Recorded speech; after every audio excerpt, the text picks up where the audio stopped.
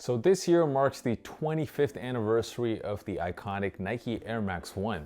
And although Nike hasn't released too many general release Air Max 1s this year, they have certainly highlighted the model with some very strong collabs. But the sneakers I'm going to be talking about today might just be the best Air Max 1s this year. My name is Josh and I will be reviewing the Nike Air Max 1 collab with Kasina.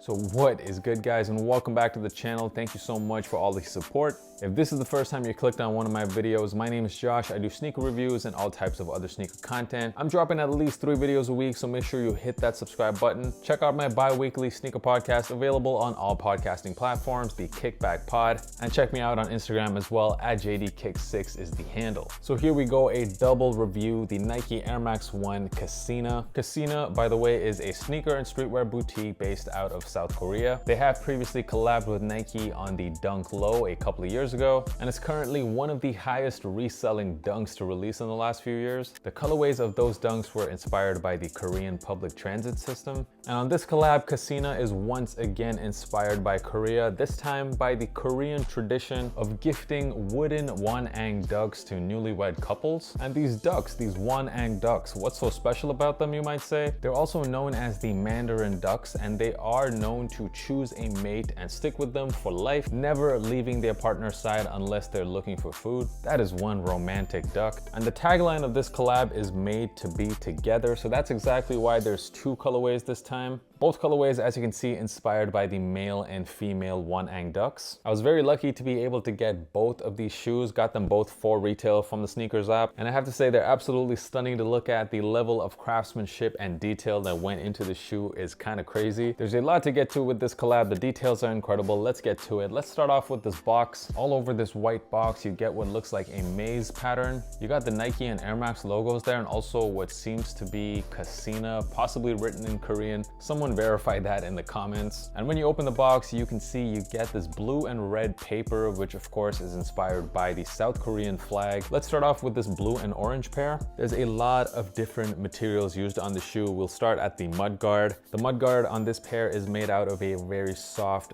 orange suede, and it features this little mini flower swoosh. Not something I've seen before, but it looks very nice on the shoe. The toe box is made out of some smooth maroon colored leather, which is also the same leather you see on the tongue of the sneaker. Right above the toe box, there is this blue panel, which is made out of a felt type of material. And then you get this really nice navy blue colored pony hair, which is on either side of the shoe. The swoosh on the lateral side is done in a very smooth white leather, and on the medial side, it's done in maroon. Underneath it, you get another suede panel, this time done in maroon. This suede at the back is much different than the suede at the front because it is much more of a hairier suede. And I really like this detail at the back of the shoe. Instead of a Nike Air logo, you get a picture of the male Wonang duck. The midsole of the sneaker done in a nice cream color. And then finally, moving on to the outsole, it's done in an icy blue translucent finish. Underneath it, you see some illustrations of those ducks. You also get some nice cork insoles here with a Nike Air logo and once again a picture of the male Wonang duck. And I almost forgot to mention this, but Nike did give us something a little bit extra with this shoe.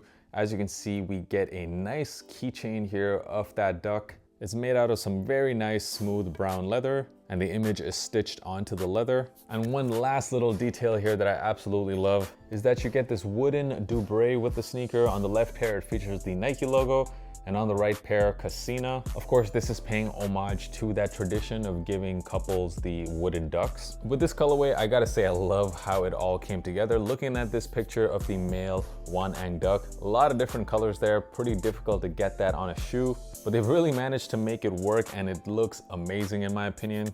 And that's all amazing, but we haven't even started to talk about this other colorway. So this colorway is mainly gray and blue, and of course it was inspired by the female Wonang duck. The The mudguard on this colorway is actually the same color throughout the front and back. I would describe it as a bluish gray, and it is made out of this very nice hairy suede. The toe box made out of some very nice premium navy blue leather. The pony hair this time is done in a dark bluish gray color, featuring once again a white swoosh with that very nice tumble leather. On the lateral side and on the medial side, you get the navy swoosh. At the back of the sneaker this time, you get the female duck picture, and also the keychain that comes with this pair is the female bird as well. So both shoes, very different colorways. Let me know down in the comments which of these two colorways do you guys prefer. The female duck does seem to be more of a wearable colorway because you mainly just have tones of blue and gray throughout the shoe. I definitely prefer the orange colorway, however. Yeah, it is a bit loud, but I do like loud Air Max 1s. I was a big fan of that Concepts collab. It's a bunch of random colors, but it somehow comes together really nicely on this pair. And I wanted to say one more thing. So usually I don't really care about sneakers that come as part of a pack. It's usually just marketing trying to make me buy more shoes than I really need. But this pack is one of the only times where I will say you actually do need both of them. All the storytelling with the shoe has to do with relationships and being together. Also the male and female duck. Pretty perfect shoe for these sneaker couples out there. Get one for yourself, one for your partner. So for sizing on these, I did get these in my true size. And it seems like these Air Max 1s are a bit roomier, especially in the toe area compared to normal Air Max 1s. That's probably because the padding around the heel area is much thinner this time. So I actually recommend you guys to go down half a size in these. If you have wide feet, I would stick with true to size because from a width perspective, they do fit me pretty well. It just seems to be a bit of a long shoe, so I would personally go a half size down if I could. And let's have a look at what these are going for right now on the resale market, and you gotta love this. One of the best sneaker releases of the year, and they're not going for a whole lot above retail. Most sizes going for around 40 to 50 above retail, which if you really consider how good this collab is, how good the materials are, you even get a nice extra keychain. I think they're pretty worth it at these prices, and I am willing to bet that these are gonna go up over time. Overall, the Nike Air Max 1 Kasina, are these a cop or a drop? So first of all, I think that this is the best Air Max 1 release of the year. It has been a very strong year for Air Max 1s, but I do like these better than the Travis Scott Air Max 1s and also the Concepts. But not only do I think this is the best Air Max 1 of the year, I think this is one of the strongest sneaker releases period of 2022. Amazing storytelling, incredible materials, and to top it all off, they look great. So definitely the Air Max 1 Kasina, these are a cop.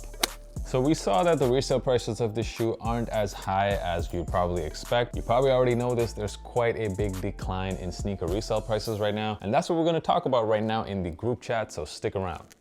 What's up? Welcome to the group chat. A little bit something extra for that 20% of you that stick until the end, kind of like that scene after the credits in the Marvel movies. But the topic of this video is going to be about the current decline in sneaker reselling prices. And if you haven't already heard it, we talked about this in depth in our latest episode of the Kickback Pod, talking about why this is happening, whether or not it's a good thing, and also what we see happening with sneaker reselling prices going forward. So I'm sure you guys have noticed right now, prices overall are much lower than they were last year. And it seems like a lot of hype sneakers are either sitting on shelves or going for slightly above retail. So question for you guys is this a good thing? Are you guys happy about it? We know for sure the sneaker brands don't like this. None of them like to see their shoes sitting on shelves. But what do you guys, the sneakerheads, think about it? Mostly, I gotta say it is a great thing. I love that it's a lot easier nowadays to get shoes. And no matter what, nobody likes paying resale for shoes. There is a tiny part of me, of course, that does miss those really high reselling prices. Because let's face it, I'm sure you guys have also resold shoes. I know I have. It was so easy to sell shoes and make a little bit of extra money every month, especially the shoes I knew I wasn't gonna wear. But that's okay. I'd much rather have this current situation anyways, where it's just a lot easier to cop these shoes. Let me know down in the comments, what do you guys think? Thank you so much for sticking around. I will catch you guys in the next one. Peace.